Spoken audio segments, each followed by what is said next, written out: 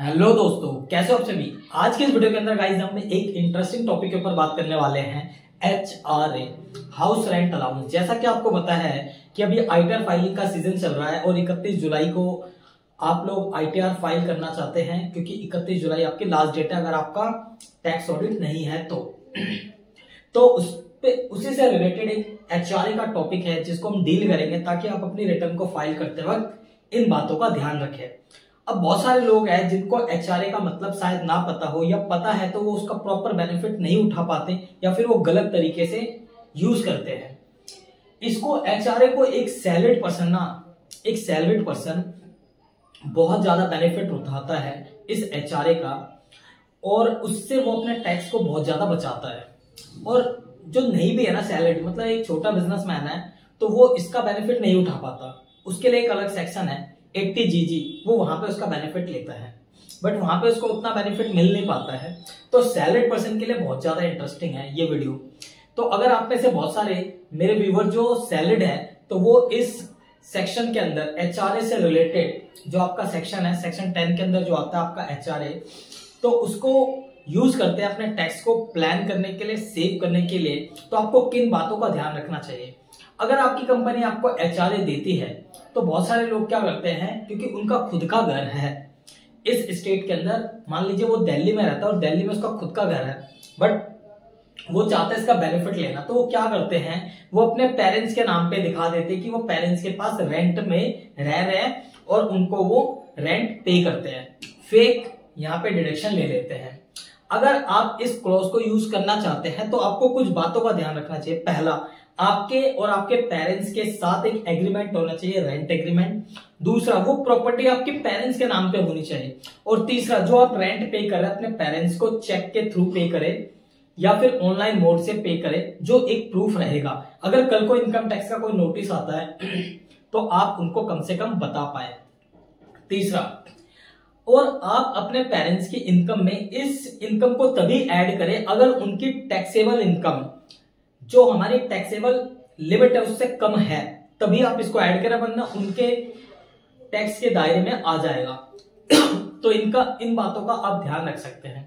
दूसरी बात, बहुत सारे लोग क्या करते हैं, वो रहते दिल्ली में हैं, उनका खुद का घर दिल्ली में है और वो घर भी उनके नाम पे है, बट वो फिर भी इसका बेनिफिट लेना चाहते हैं। तो वो क्या करते हैं, अब मान लीजिए उसका दिल्ली में वो रहता है, बट वो जॉब कर रहा है गुड़गांव में, नियर बाय कहां कर रहा है, गुड़गांव में।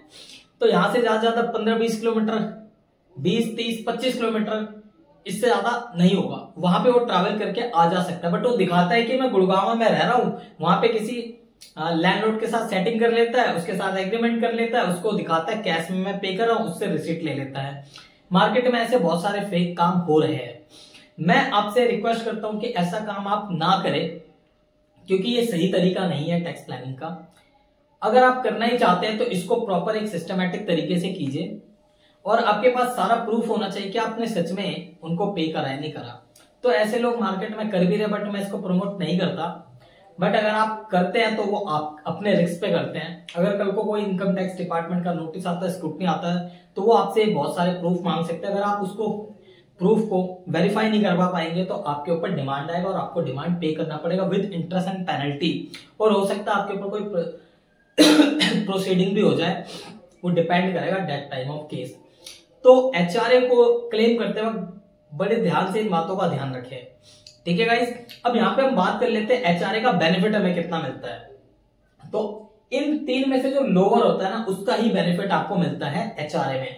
लेट्स सपोज मान लीजिए आपको हर महीने 10,000 रुपए कंपनी रेंट पे कर रही है कि आप रेंट में रहते हो, लेकिन आपने 10,000 रुपए रेंट पे करा क्योंकि आपको मिला है रेंट HRA 10,000 रुपए। तो आप मान लीजिए, मैं भी मान लेता हूं कि आप 10,000 पे करते हो सकता है आप कम पे करते हो सकता है आप ज्यादा पे करते हो, इट डिपेंड्स। तो मान लीजिए, चले मैं राउंड ऑफ के लिए मान लेता हूं कि आप 15,000 पर रेंट पे करते हैं, आपको मिल 10 रहा है लेकिन आप पे 15,000 करते हैं।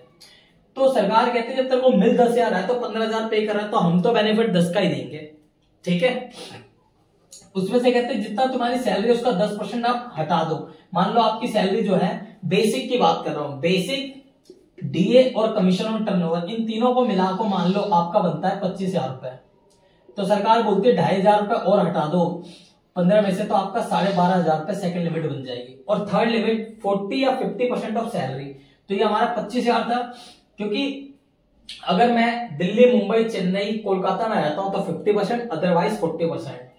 तो मान लीजिए कि मैं दिल्ली में रह रहा हूं तो मेरे को 50% मिल जाएगा, 25,000 का 50% बेनिफिट। तो यहाँ पे भी कितना आ गया 12,500। तो इन तीनों में लोअर कितना है 10,000, तो मेरे को हर महीने 10,000 रुपए का बेनिफिट मिलेगा HRA में। तो पूरे साल का 1,20,000 रुपए पे मैं टैक्स बचा सकता हूँ। अगर आप 30,000 और 30% की कैटेगरी में आते हैं तो 1,20,000 का 36,000 रुपए आप बचा सकते हैं। 20% में आते हैं तो 24,000, 10% में आते हैं तो 12,000 का आप टैक्स बचा सकते हैं। ठीक है गाइस, तो ये एक एग्जांपल है जिसको आपको ध्यान में रखना है, और इन पॉइंट्स को ध्यान में रख के आप खुद भी एस्टिमेट कर सकते हैं beginning of the financial year, next year के लिए या इस ईयर के लिए, कि आपको अपने टैक्स प्लानिंग कैसे करने हैं HRA अगर आप पे करते हैं तो। आई होप आपको पॉइंट समझ में आया होगा। HRA क्लेम करते वक्त किन किन पॉइंट का ध्यान रखना चाहिए। अगर आप इन बातों का ध्यान रखते हैं तो आप डेफिनेटली डिमांड से भी बचेंगे और इनकम टैक्स के प्रोसीडिंग से भी बचेंगे। आप गलत डिडक्शन मत लीजिए क्योंकि ये सही नहीं है। हाँ, इनकम टैक्स के या किसी भी एक्ट के लूप होल्स को यूज करके लोग टैक्स को प्लान करते हैं, आप कर सकते हैं, इसमें कोई प्रॉब्लम नहीं है, कोई गलत बात नहीं है। सरकार के लूप होल्स है, जब सरकार सही कर देगी तो आप नहीं लेंगे।